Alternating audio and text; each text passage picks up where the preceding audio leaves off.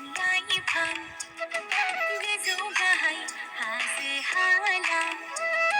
बिरबायदों हनै दाउमा दाउसा गोसोआ आंनि रंजाखांदों जिरि जिरि बोहैनाय दैसानि दैया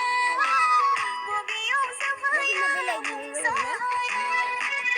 जिरि जिरि बोहैनाय दैसानि दैया बबेयाव जोबहैयो बुंस'हाया बावलि जायो आङो गोमोहाबो आङो समायना मिथिंगानि सोमखोर महरा